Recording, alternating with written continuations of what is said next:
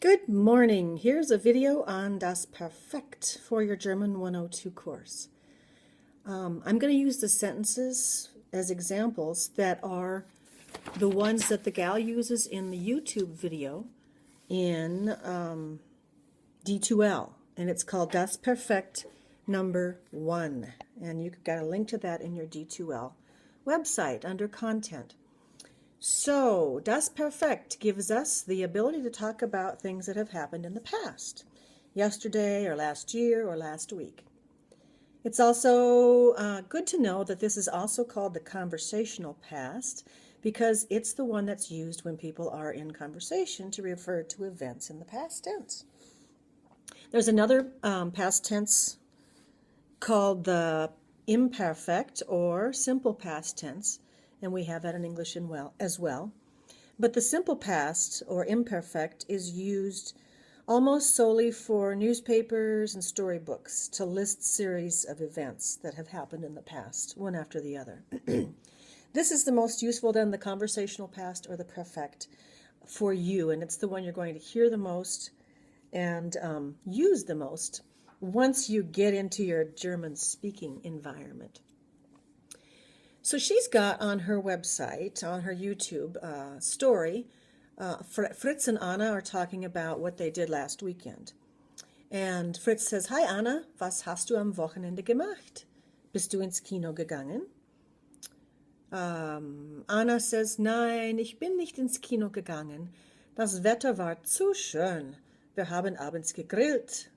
Fritz says, "Oh, ihr habt ein Barbecue gemacht. Voll schön." Anna says, "Was hast du gemacht? Hast du deine Mutter besucht?" Fritz answers, "Ja, ich habe meine Mutter besucht. Sie hat gekocht und wir haben im Pool gebadet." You can see in those sentences that there is not just one word that forms the verb form for the perfect, the present perfect tense.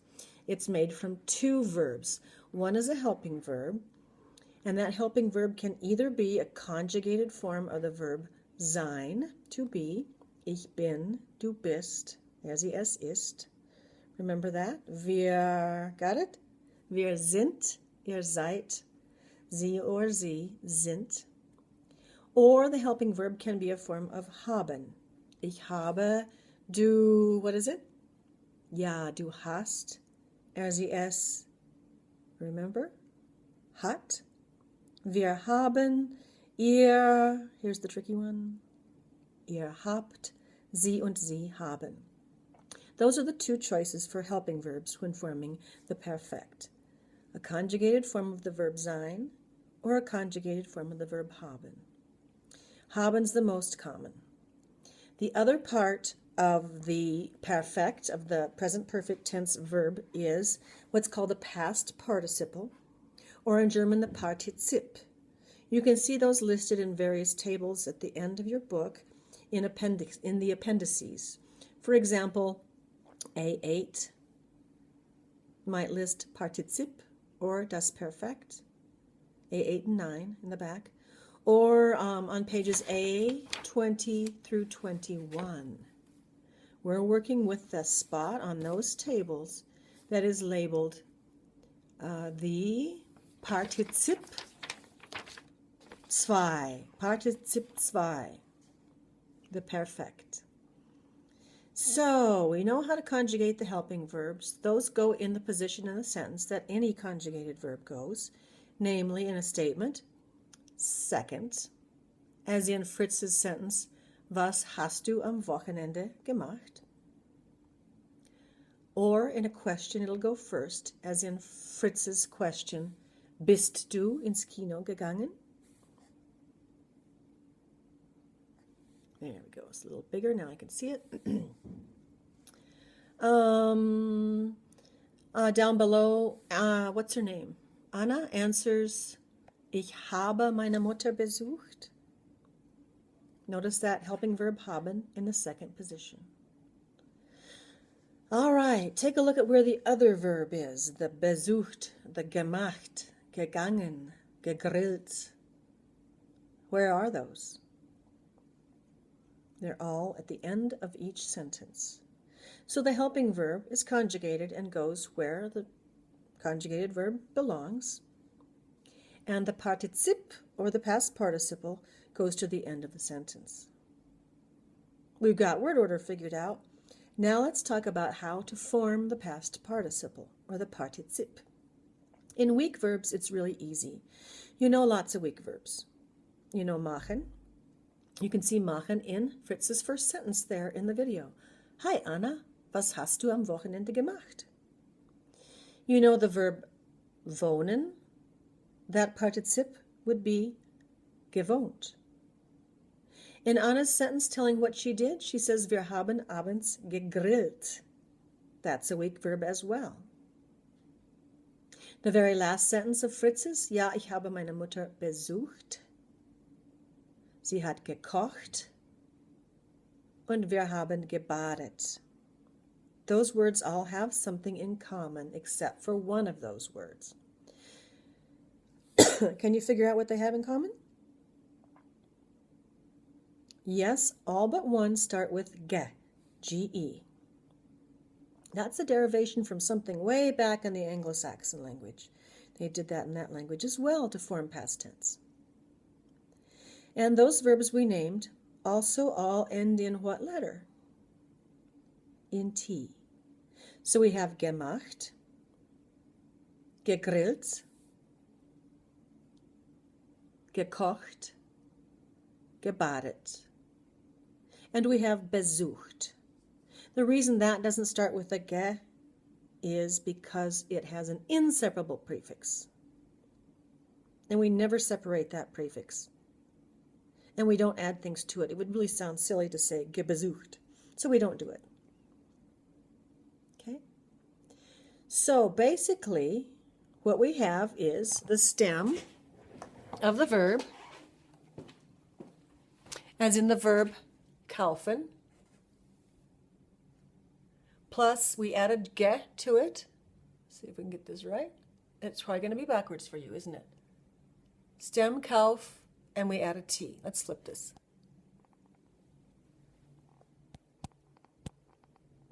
Not able to flip it.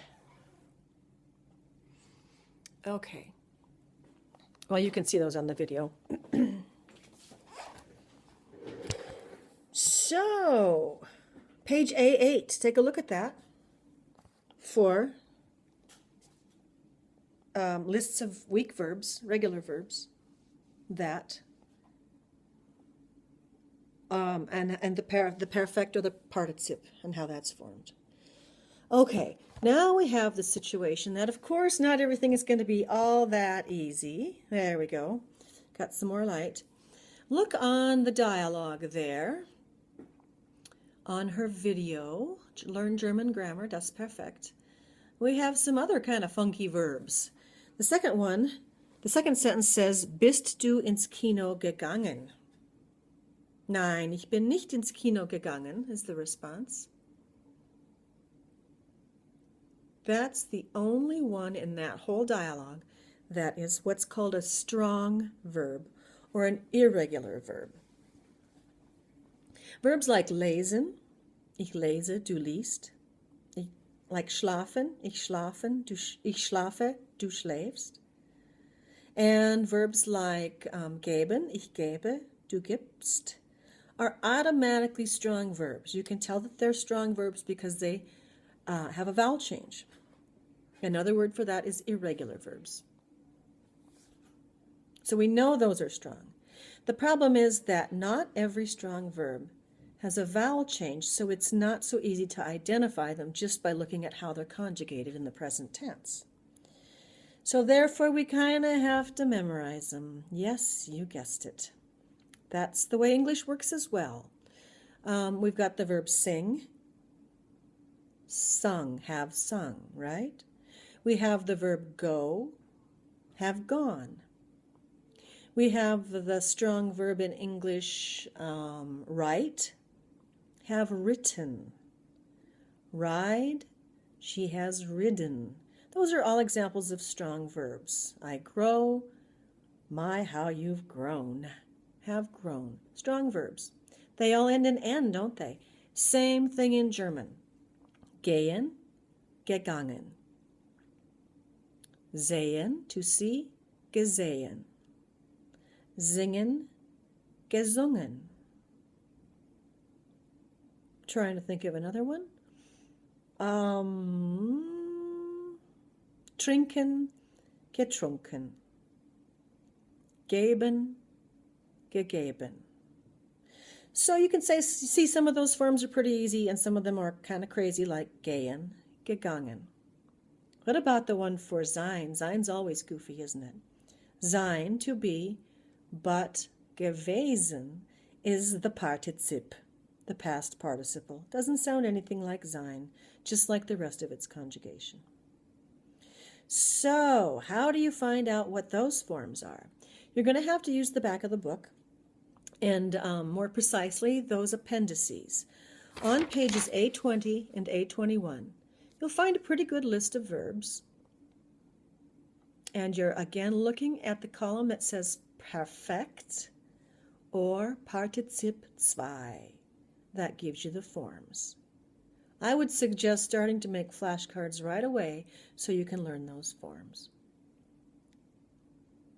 So, the other question is, how do I know whether to use haben or sein as a helping verb?